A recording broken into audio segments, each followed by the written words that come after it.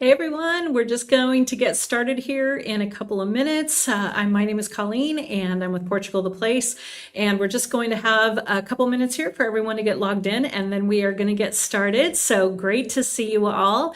If you want to drop in where you're coming to us from, that would be great.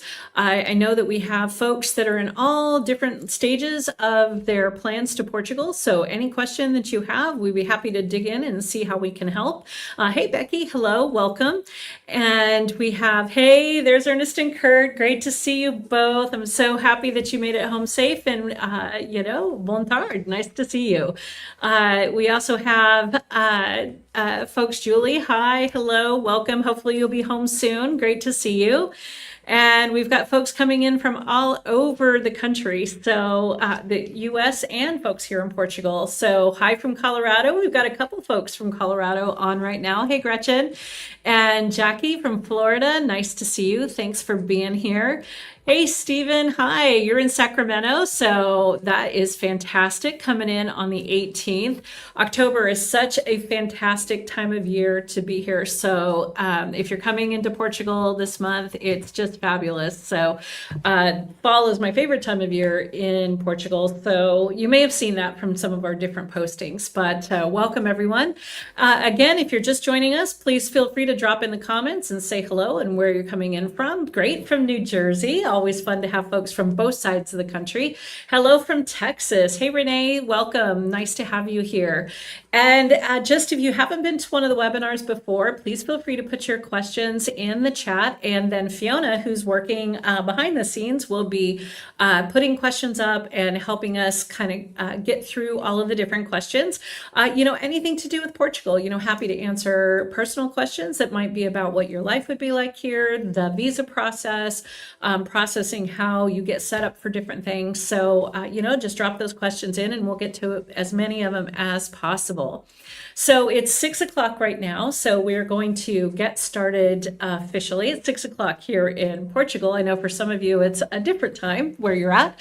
Hey, David, welcome from Minneapolis. So again, so excited to have everybody here. Hey, Don and Tom, I know you are close by here in Portugal. So fantastic to have you all here. So we will have some questions coming up. A couple things that I hope to be able to answer. So if you're looking for some detailed information, they still have not finalized all the information around the proposals around any changes to do with immigration status around citizenship.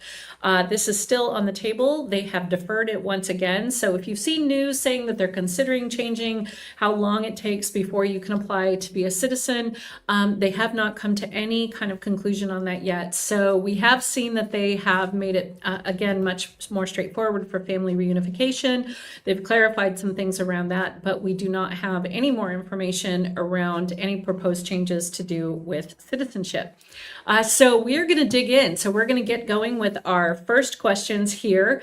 We are here in Alcobaça on the Silver Coast, but Portugal the Place covers all of Portugal. And so if you have questions about different areas, happy to answer what we can. So we have a question. Do you have a pamphlet that provides basic information for our travels, like airport city, list of hotels?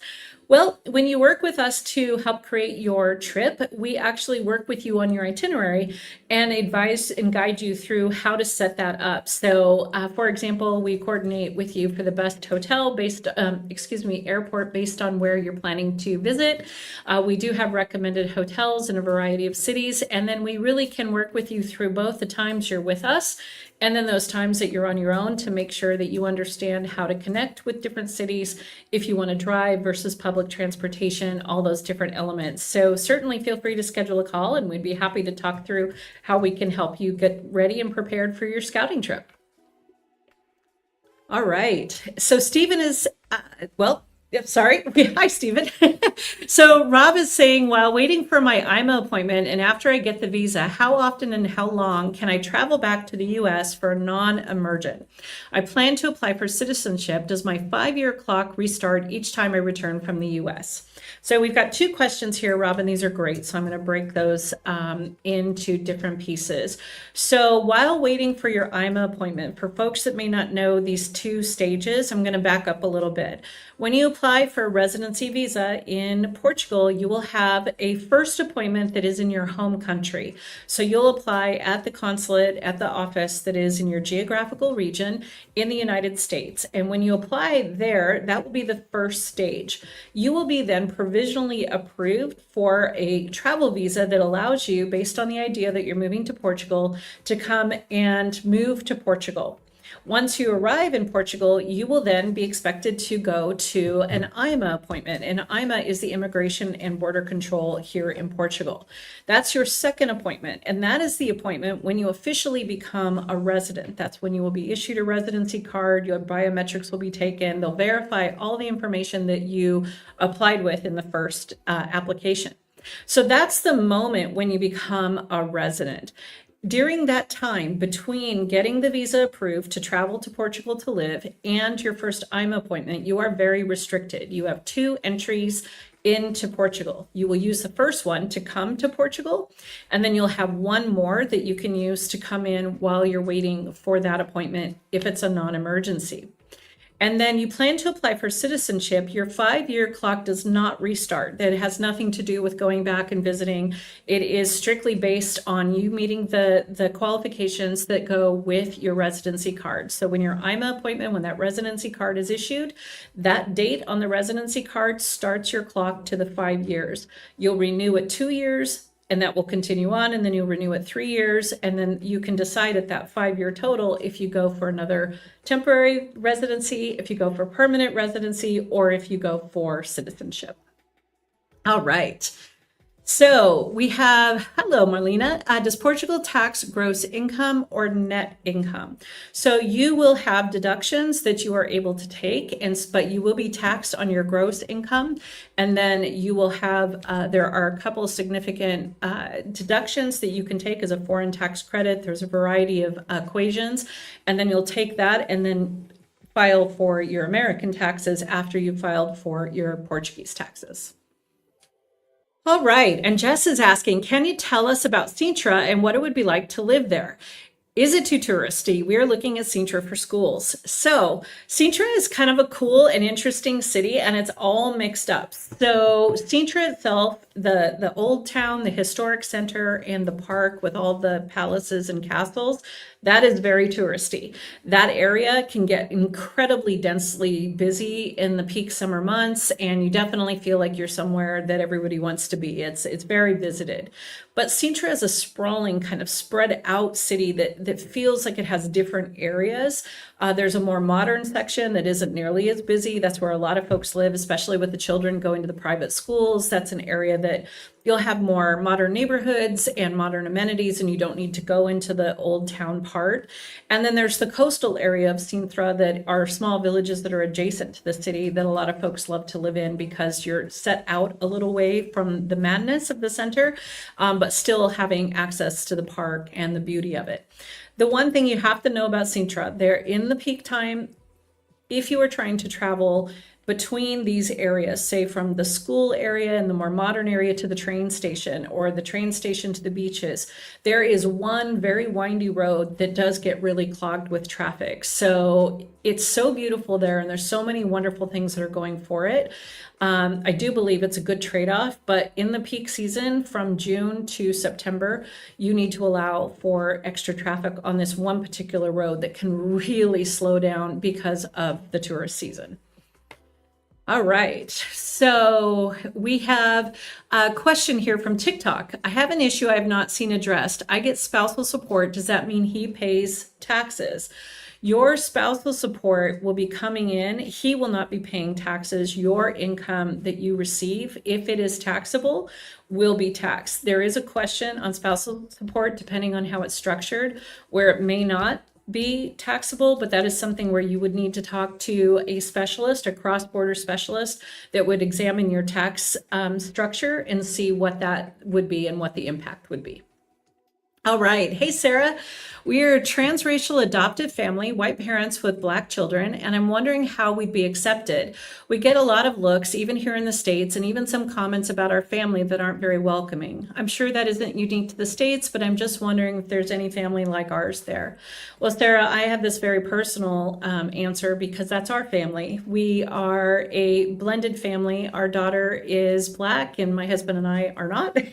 And we really had those issues in the States too, the microaggressions, people either going one way or the other when they asked us about who the fathers were or how they came to be part of our family.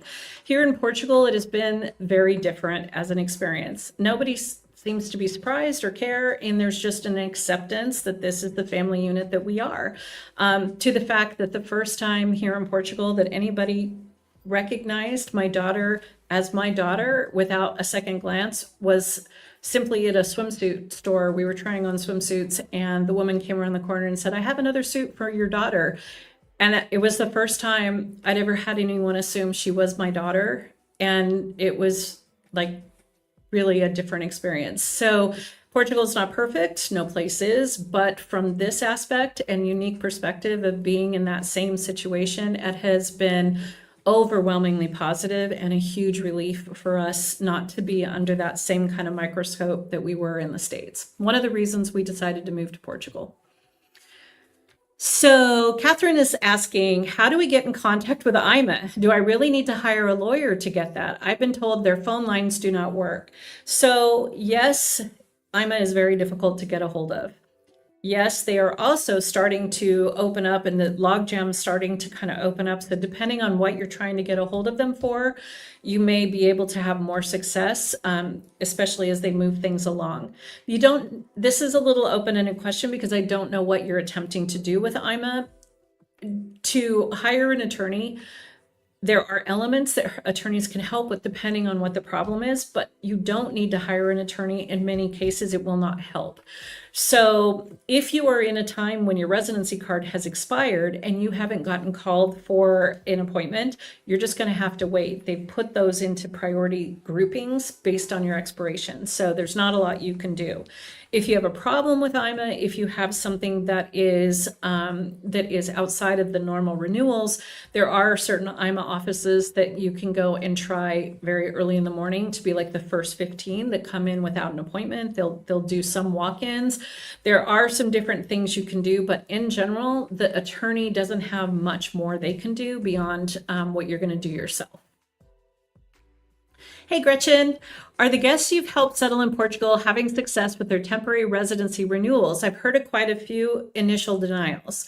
So I have also watched American and Friends. Of course, the Facebook group is one of the great resources of information. We had Susan on our last webinar, and you definitely get a lot of details of folks that have been getting declined. We have not had our clients personally reporting back to us that they have been declined on their renewals. We've had extra paperwork requested because some of our clients applied in the time when they were changing the different paperwork that was required. So when they went to the appointment, it wasn't required, but when they reviewed their paperwork, it was. And so they received emails saying, please send us this additional information, but no flat out denials. The income is the big thing that I'm watching. That's the one that seems to be the big sticking point.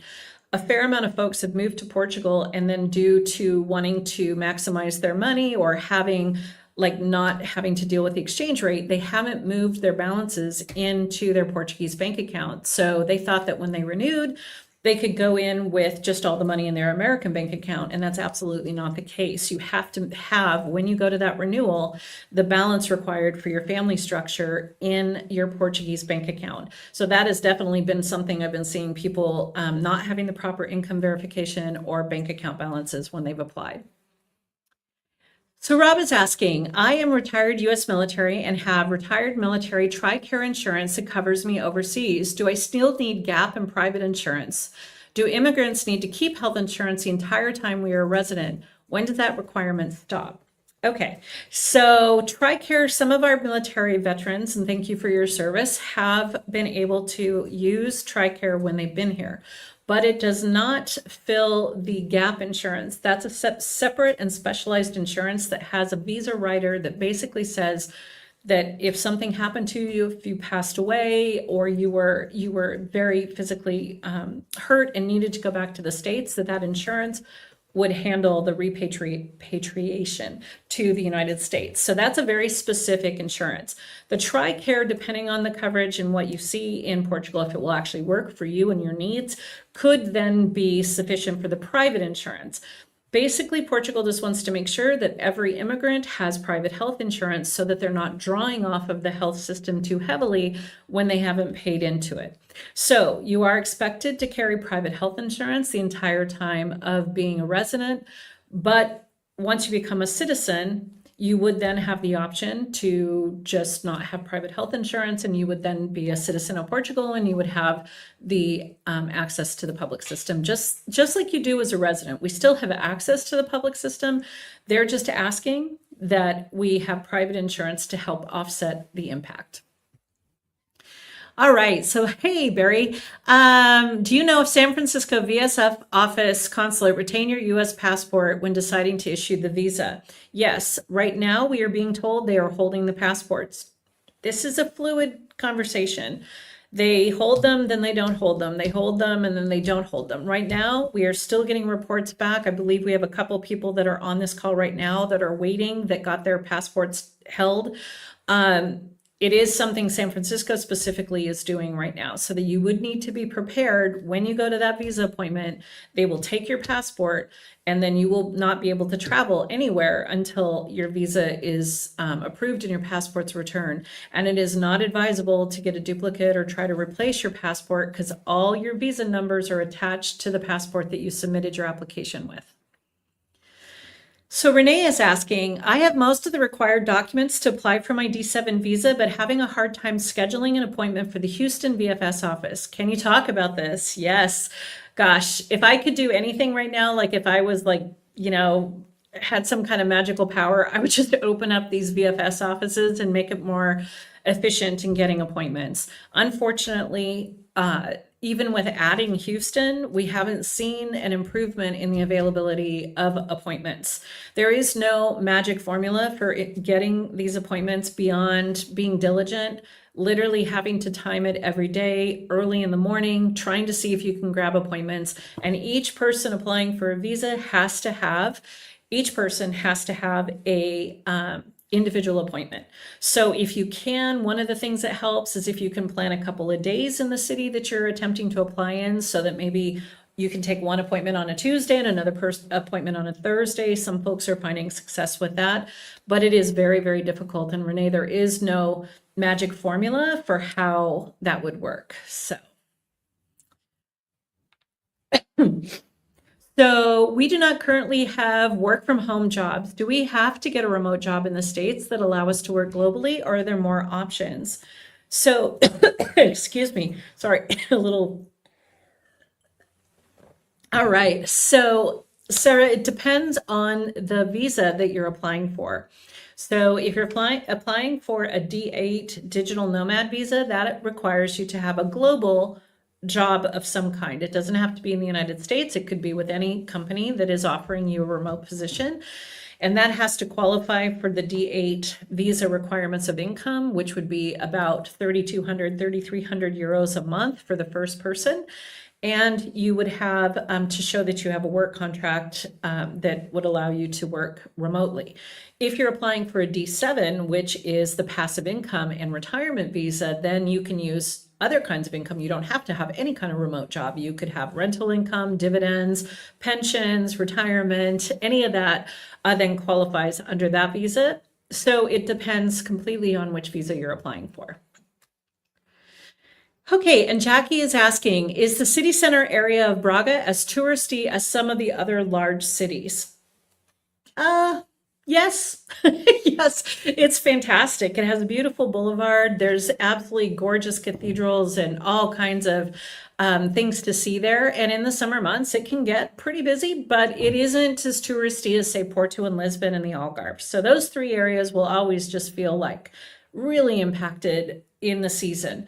Braga is probably a step down from that, but it definitely has a lot of tourists and a lot of people enjoying Braga as well. And then Lauren is asking, have you heard of any changes to requirements on the initial lease required before your AIMA appointment? Heard that they may be requiring more documents from the landlord for the lease to be accepted, but don't have that verified. We're looking to use your assistance when we begin the process in a few months. That's great, Lauren. And yes, they are requiring additional documents, but that's something we handle with you when we're working with you through the process. It's one of the things we're really happy and grateful to be able to do for folks. So it is a whole slew of additional documents that make it even more challenging when you're trying to navigate like a language barrier and understanding the legal process. Basically, they are now requiring verification from the landlord that you are actually living in the property. We have to provide a recognized signature. It's like notarized document that says who the landlord is, what their email is, what their phone number is. Make sure it all matches everything on the residence, on the registration of this said lease and property. So it's just verifying, because unfortunately there's been a lot of bad actors out there that have tried to just rent something throwaway that they didn't plan to live in. And then we're not doing what the visa required. So this is a way for them to double check and make sure you will actually live in the property that you've rented. So Becky's asking, can you tell me about relocating to St. Lucia and Tavira? Yes. So Tavira is one of my favorite places. I've only been into St. Lucia like briefly. Tavira is the place I go all the time when I go to the Algarve. It's one of my absolute favorite parts of Portugal. So relocating to these areas are similar, like both areas are going to be easy to navigate. There's plenty of information.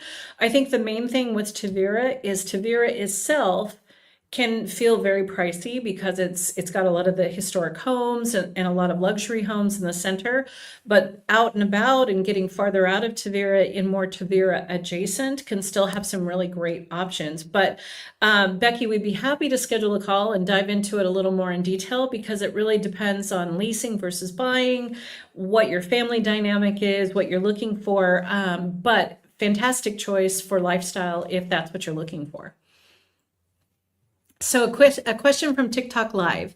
Is it possible to live in Portugal on a tight budget? I do not to be in Lisbon, just somewhere safe.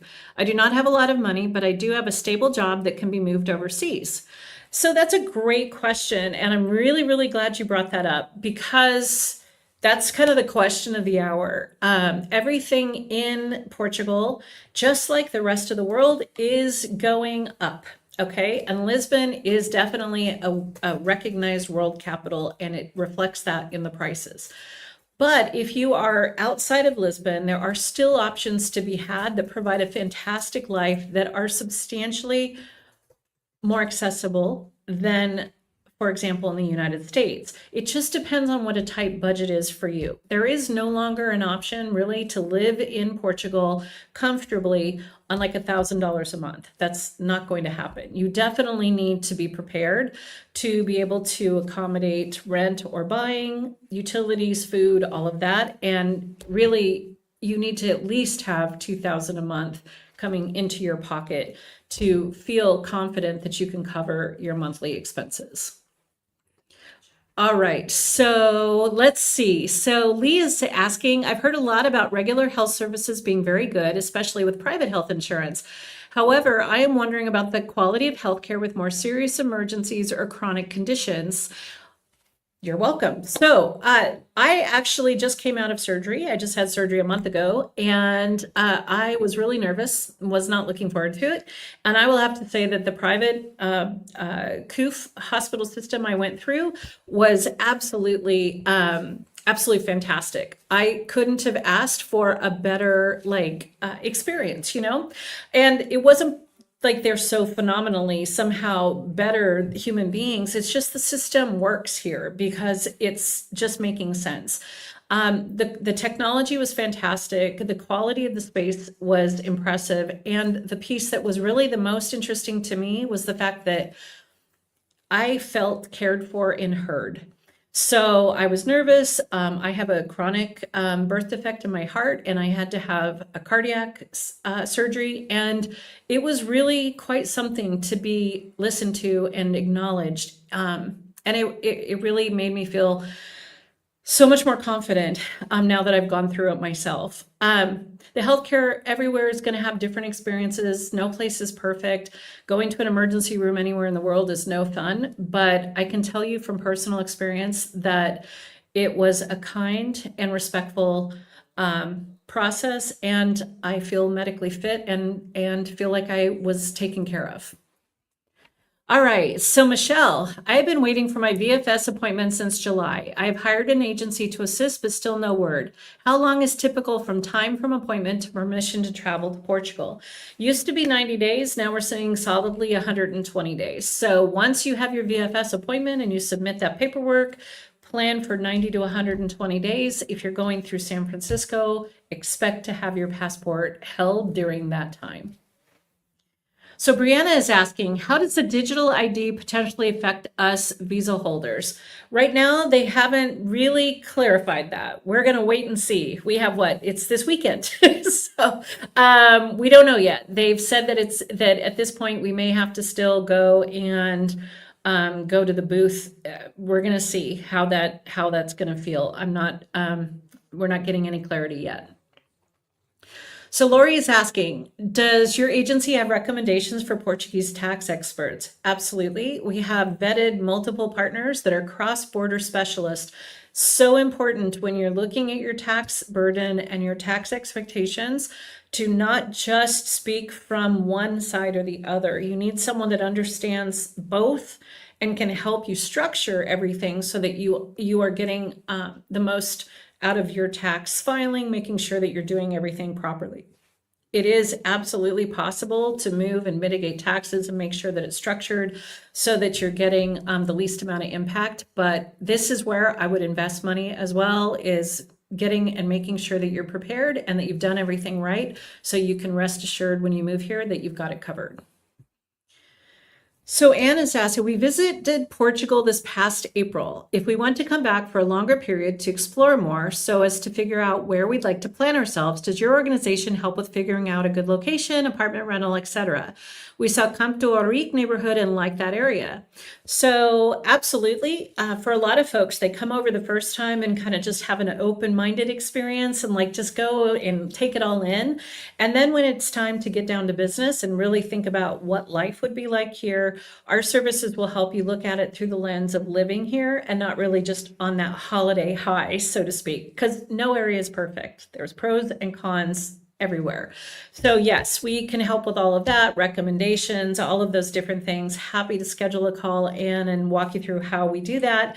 But I would highly recommend that if you're coming back, whether you use our services or not, to try to stay in areas that are, a little less touristy, try to stay in a more local neighborhood and really structure your life around checking out things that you would do on a daily basis, pharmacies, grocery stores, all those kind of things to see how it feels and getting in and interacting. So David is asking, you said that the laws relating to when you are approved as a citizen might change. Are you solely talking about perhaps a longer time until citizenship is granted? So are those the only changes you anticipate, or is the door open to accept you as citizens closing? Okay, that is a great question, David. Thank you so much for asking this. This is absolutely not about closing the door to immigrants from foreign countries or targeting a country like the US. What they're doing is they're looking at the problem that has been created where people are trying to come to Portugal on the cheap, get 5 years in, get a Portugal citizenship passport, and then move on to another country in Europe, because at that point they can move anywhere as a Portuguese citizen, France, Italy, Germany, in the 28 countries of the Schengen. The EU. So what they're doing is they're digging in and looking at, like, are they selling their citizenship? And that's something that the country is really thinking about. The golden visa was the big conversation around this when they were really kind of doing that. So now we're really looking at them trying to figure out what's fair. So I'm not anticipating them putting any barrier into any particular country. I am thinking that we might see an additional civics test on top of the language requirement and perhaps an adjustment in years. All right, so Dan is asking, can you discuss briefly the new Golden Visa Fund exclusively for US citizens? Oh my goodness, that would be a whole entire webinar. So we haven't gotten a ton of details yet. I'm actually looking for and still waiting to get those. So Dan, I will need to defer off on that. We have partners that are working deeply in that fund that I would be happy to connect you with that are doing complimentary calls, but that's a pretty complicated conversation. So in this case, I don't have all the details to be able to dive into that right now. All right, and Lola's asking, oh my gosh, I know this off topic, but you are beautiful. I can tell y'all's food and lifestyle are different than ours. Thank you. I feel energized here, and I will have to say that the food in Portugal and the lifestyle here really opens you up to a healthy way of life, and you can walk and be out. It's great. What do we all assist with as far as moving, Lola? We work with folks on the initial stages, like relocating, deciding where you want to live, a location scouting immersion. And we also have full, robust relocation packages that can help you find rentals, navigate the relocation process, support you through the visa requirements, and then help you get bank accounts set up, all the things you need. And we can do that with purchasing if you want to purchase in Portugal, or rentals. So we are with you the whole way. So we're your team you can work with. All right, so Rob is asking, will I need my divorce papers during the immigration process? Does Portugal have post office boxes? Can I use for my permanent address for AIMA documents regular mail? Okay, so that's it. Rob, you're getting me. I got 3 questions here. Will I need my divorce papers during the immigration process? If there's children involved and there's anything to do with custody, then yes, there's a whole bunch of documentation that comes around that. If this is strictly a divorce that is in the past and you're applying as a solo person and you're not applying married with anyone else, no, there's no requirement for that. Does Portugal have post office boxes? Not really. That's not a thing here. So no, you need a legal and licensed lease for the AIMA appointments. All right, so then we are going on to Edward has a question. Do you have a schedule for these calls? We'll watch my email. Thank you. Schedule for these webinars? Yes, we have an events page that we will be updating. We've just made some switches to that, and we're trying to do these every other week. So we're looking at keeping them always at this time of day, but every other week, and we'll put that out in the email for all of you that signed up. We'll put the schedule of the next ones coming up in that email for you as well. All right, so Stephen is asking about his Portuguese bank account. My plan is going for a D7 visa is to make transfers from my USAA account where our Social Security and my pension, and next year the Roth IRA will be deposited to WISE and then transfer from WISE to my PT bank account. How should I structure the transfers so AIMA approves them? Okay, that's like a whole bunch, but that's great. So first off, you don't have to transfer your monthly deposits into your Portuguese bank account for AIMA to approve them, because that's your proof of income. Those could come into an American account and you show 3 months of deposits at least, and then at your AIMA, you just confirm that. You don't have to have them coming into the Portuguese account. Now, if you want them to come into your Portuguese account, there's a couple of different ways you can set that up. So you can move that money to WISE and do what you said and transfer it straight to your Portuguese bank account. You can use a currency exchange broker and have a scheduled transfer that would come from a broker that will be working on the exchange rate. You can also do transfer to transfer depending on your bank's rate, but it isn't a requirement that the monthly amount is going into your Portuguese bank account. It is a requirement that you have 1 year's worth of income in your Portuguese bank account.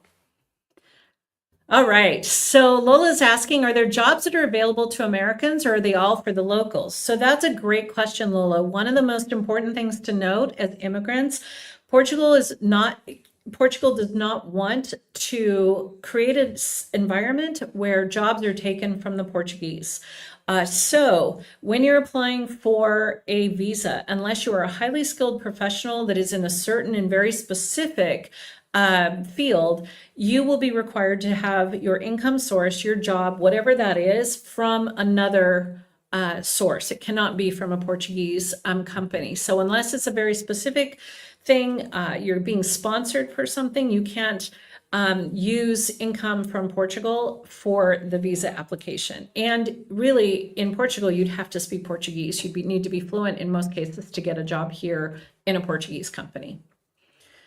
All right. So Renee, before I answer a question, I'm just going to say something. On our live on TikTok, people think I am a bot. They are just coming at us, telling me that I am AI, and I'm just going to do this. I promise I am a human being. I am not a bot. So what a weird world we're living in. Like, we're just being inundated right now with people, and like, I am a human. So I'm sorry, Renee, everybody. I am not a robot. I drink water. I'm a human. So, okay, back to our regularly scheduled conversation.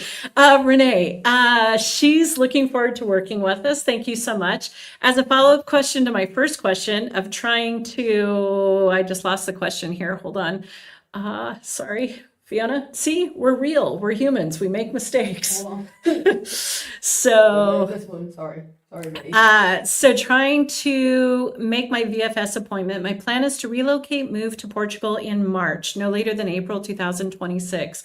Is this feasible? You would need an appointment right away here pretty soon, because if we work backwards 120 days from March, April, and then you look at where we are now, this is right when you need to be getting an appointment to make those dates for sure. All right, Jackie. Thank you. Filters are great. So, thank you. Oh, Dawn, thank you.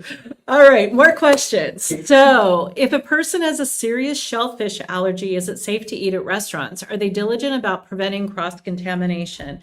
Absolutely. So, we work with a lot of folks that have a lot of different severe allergies, peanuts, shellfish, a variety of significant allergies, and they're very open to that. And the thing you're going to learn is how to say it in English, of course, and how to say it in Portuguese. It's one of the first phrases I would recommend you getting down pat. So anywhere you go, you can make sure they understand you. So Stephen is saying, I also have a heart condition. What insurance do you recommend who will cover me with the pre-existing conditions? That is MGen, M-G-E-N. MGen is the only insurance in Portugal that will give you coverage without a medical questionnaire and will not exclude pre-existing conditions. All right, so looks like we have a VFS appointment on December 7th. Congratulations, you have an appointment, yay! And we plan on flying to Portugal after. Is it feasible to wait in Portugal for our approval and not overstay our tourist visa? Okay, so it depends on where your appointment is, because again, they may take passports. It could fall over to, we're hearing a little bit about Washington, D.C. starting to hold passports. We're getting different feedback. So if they take your passport, you won't be able to travel during that time.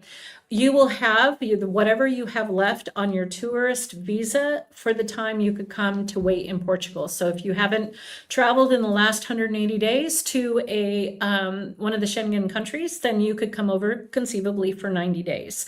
And then if you have, whatever time you have left is how long you can be here legally before you'd have to leave and wait for that visa that allows you to travel, to come over and move.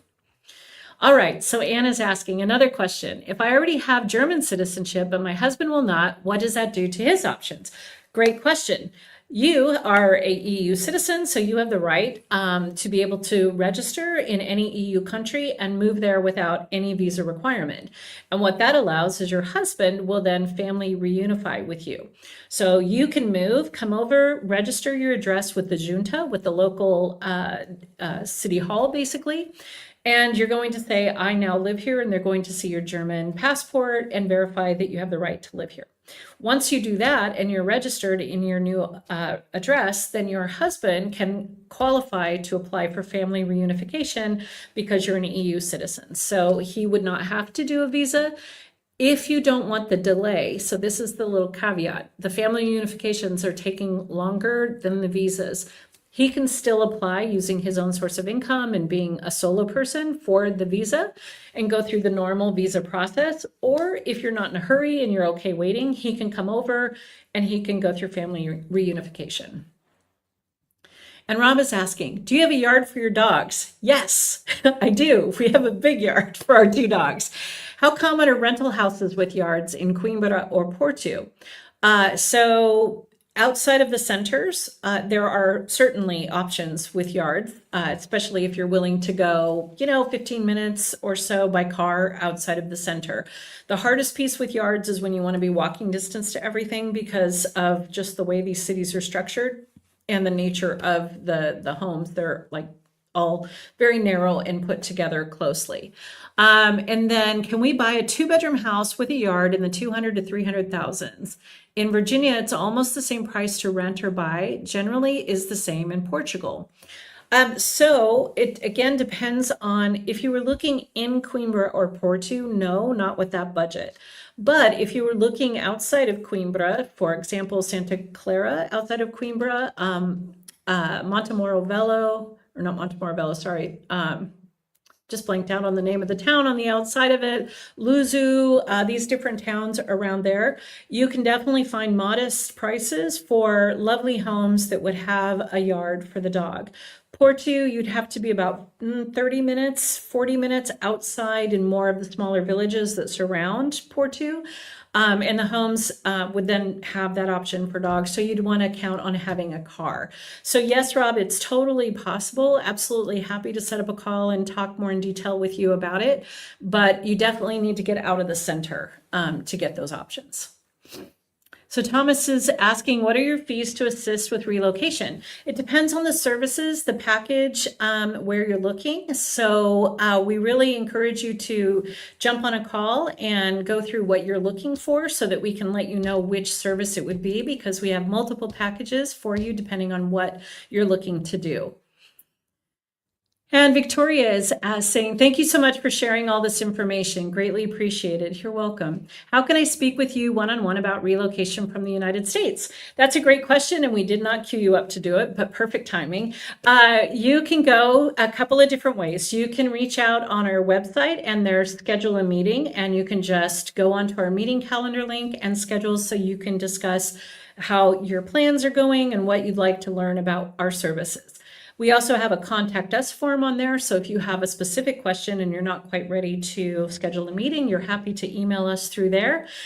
So either of those options work perfectly. And then we're going to continue to have these scheduled webinars. So if you want to just keep joining and asking more questions, happy to do that too. But we encourage you to jump on and schedule a call. We never charge for them. There's no consultation fee, and happy to see how you're doing and if we can help.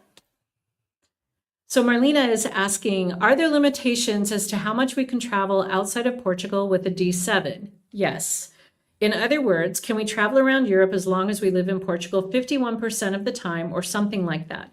So it's not 51% of the time, but there is an equation on how much you can be in and out of Portugal. It's a little interesting because it also depends on the type of travel that you're going to be considering. So for example, when you're on the temporary residency, which is the first 5 years of the D7, you have to be in country. There's a set amount of time that you have to be in country with that 180 days that they have in mind. But you can travel in and out. You do have pretty generous amount of travel. You just have to keep track of making sure that you've been in country with that 180 day. Now, the only place you really get checked on that is if you're using passport control and your passport's getting stamped. So trains and airplanes, for example. If you want to explore Spain and you cut over across and you drive, that doesn't really get counted in because there's no border checks. If you're driving to different countries, if you take a long trip to France, for example, so you drive to Spain and France, that's fine. But where they're really going to be counting and looking is your in and outs at passport control. So that's what you want to think about. But for most people, it is more than generous. And the time in Portugal, when you get here, there are so many fantastic places to explore here. You'll be shocked at how much there is to do in a country that's the size of the state of Indiana. So Lola is asking, is it easy to purchase a home in Portugal, and what is the typical process involved? Is there a specific process for bringing pets into the country? Okay, so is it easy to purchase a property in Portugal? Not exactly, because it's all new and different, and there's going to be lots of things that may come up that you're feeling concerned about because it feels different than what you may be used to in your home country. But the typical process is very straightforward. No matter if you work with us or are on your own, you always need a vetted real estate attorney representing you. And the one thing I can tell you is never, ever exchange money without a real estate attorney representing you and a signed contract that has been thoroughly reviewed. Okay. Anyone online that says, send me 10,000 euros and I'll hold this property for you and then we can figure out the details. That is a huge red flag.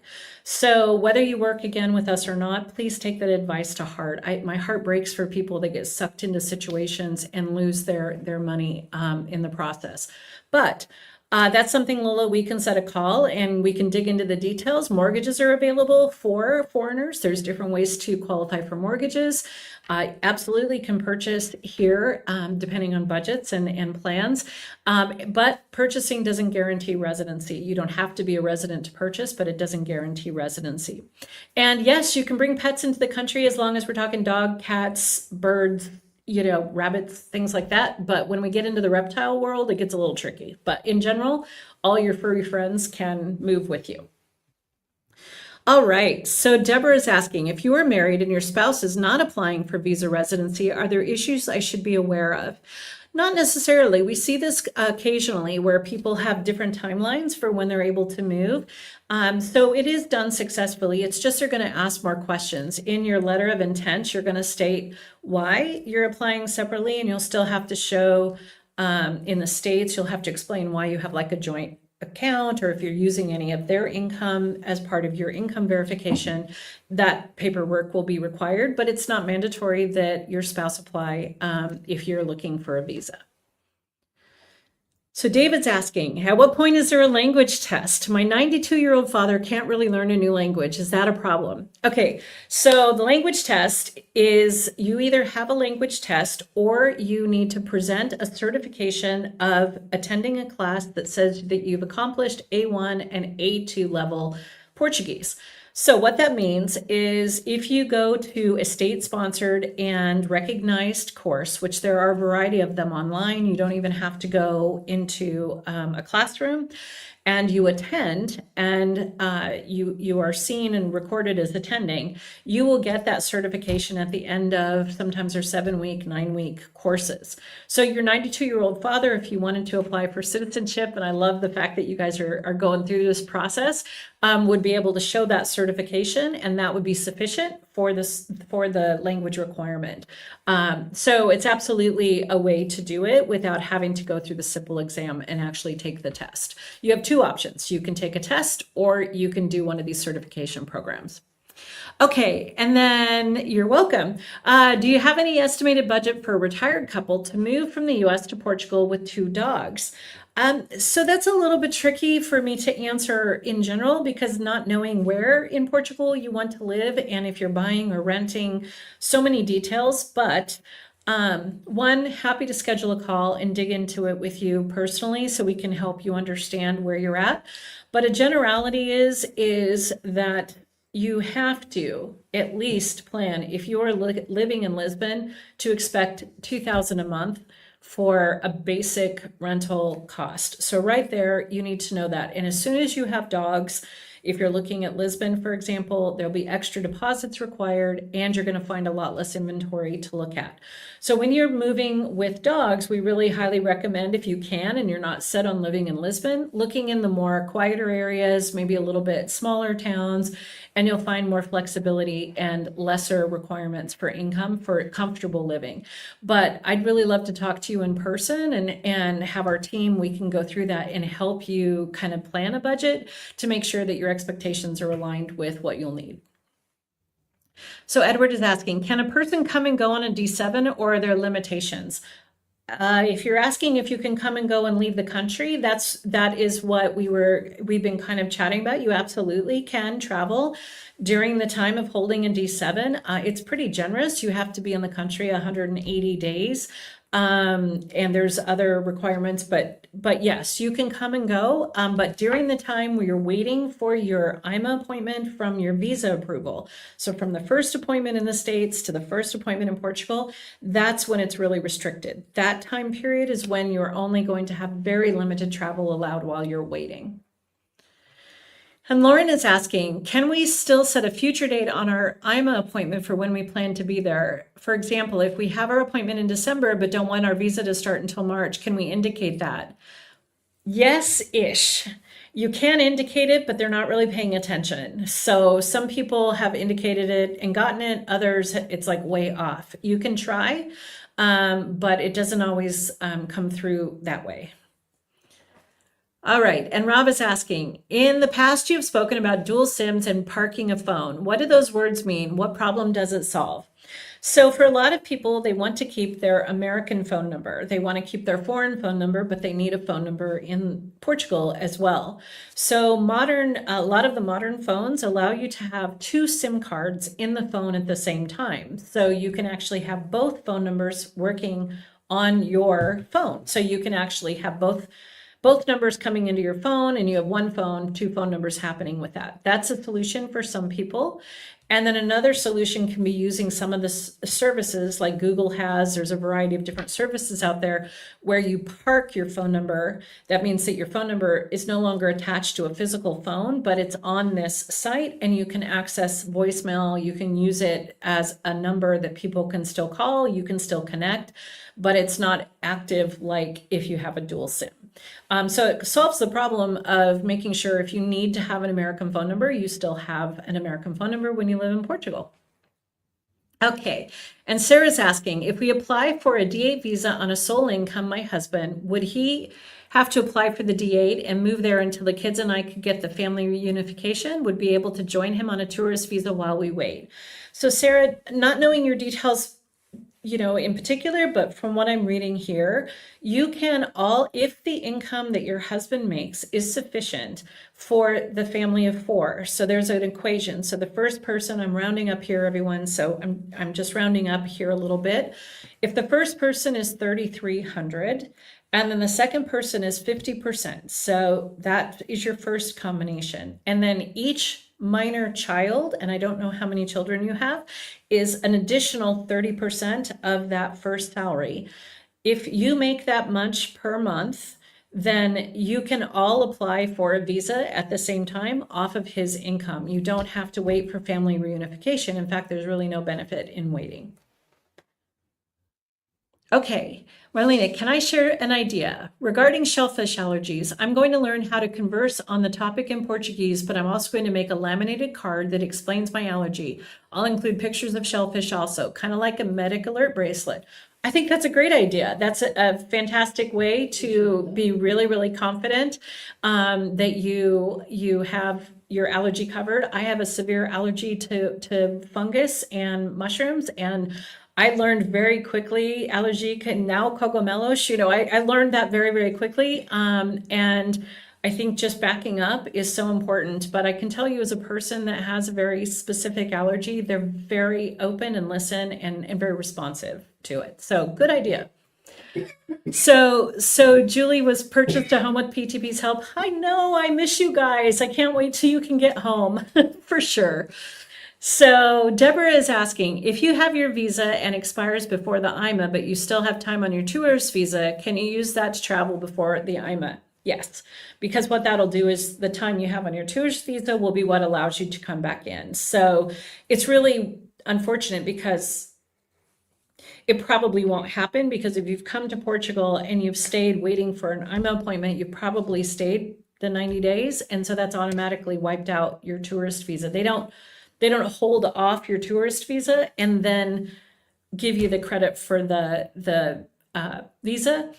It's just kind of going to be wiped out all at the same. But technically, if you only needed it for a month, and then you could use the tourist visa, but it's probably not going to happen that way. All right, and so David is saying, but at exactly what point is the language requirement in effect? When you apply for citizenship, you never have a language requirement for the 5-year temporary visa. And if you want to renew at the end of 5 years for another 5 years, you don't need any language requirement. So it's only required when you are, your father can absolutely come. There is no requirement for language for the visa that you come to, the D7, the D8. The requirement for language is if you want to apply for citizenship or permanent residency, which is a different thing. But if you just want to keep renewing 5 years and 5 years and 5 years, and you don't want to ever apply, which a lot of people do, there's no language requirement at all. All right, and so update about the VFS D7 appointment. We applied for temporary passports because we'll be going through VFS San Francisco, and we've heard that they keep our passports.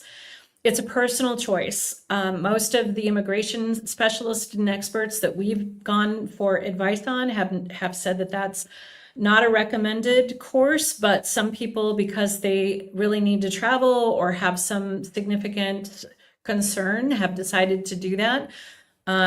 We haven't yet heard how it's impacting the AIMA appointment on the other side. So we don't really have any feedback because this whole holding the passport thing is a relatively recent development. But yes, some folks are trying it that way, but the immigration experts we've worked with have said that that's, could be a problem if they decide to look at it from that angle. So Anne's asking, how long can you stay in Portugal when you visit? Is there a 3-month limit? Can you go home and come back for another 3 months? No. Yes. So there is limits, and no, you can't go home. So your maximum time in the Schengen, so that's not just Portugal, that's any one of the 28 countries. That could be Germany, Italy, France, Spain. You have a 90-day tourist visa, okay?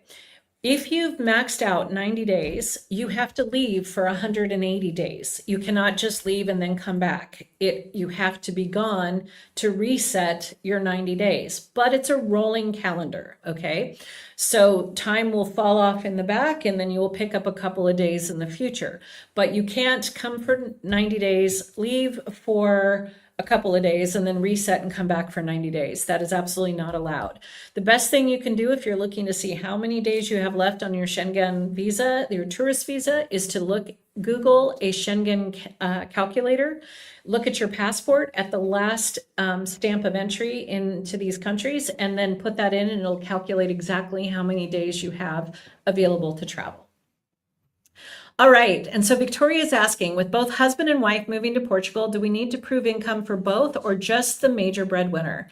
As long as the major breadwinner has the qualifying income for the visa that you're hoping to apply for, you do not have to use anyone else's income. It's sufficient as long as you are legally married or in a legally recognized domestic partnership. So the provable income just has to be sufficient for the requirement for that visa, but it doesn't have to, you don't have to prove for both if you have sufficient for one.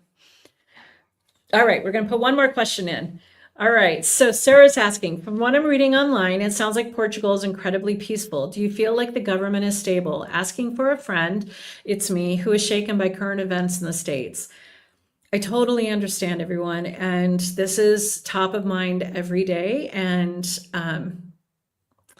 it's really real. Portugal is very peaceful. It is very safe, and my family is comfortably confident here on both the high-level safety issues. I no longer check exits at malls. I don't feel worried in crowds, but also on the smaller level. As a woman, I can walk to the car at 1 o'clock in the morning and not have to keep the keys clutched between my hands. It's a very peaceful country. It is a very safe country.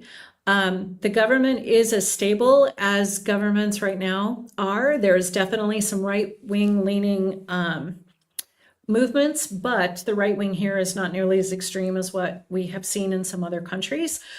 People are trying to find a balance between both extremes, and Portugal remembers their dictatorship. It wasn't that long ago, 1975 was not that long ago, and they don't want to return to that. So people are very adamant about wanting to keep things stable. Now, the government is like any other, they've got their problems, but from a safety and peaceful standpoint, Portugal is what they say it is. And my family and I feel incredibly blessed and thankful that we have this country that we can call home. It is real, absolutely. So I think we have the last question. And again, for anyone out there that thinks I'm a bot, I am not. I am just a person that lives in Portugal and am passionate about making sure you're getting real information and that we keep the conversation really helpful. And you guys have all been great. The questions have been fantastic. If you need anything, if you just want to chat about the services, if you want to chat about your long-term plans, please don't be shy. Schedule a call, and we're happy to jump in and answer where we can. For all of you that are working with Portugal the Place right now, thank you so much. It's just a pleasure to be with you, and it's fantastic to go on the journey together. So from all of us, thank you very much. Fiona's here, like, making all of this happen as well. And I really look forward to our next session. And again, thanks and enjoy your day. Take care, everyone.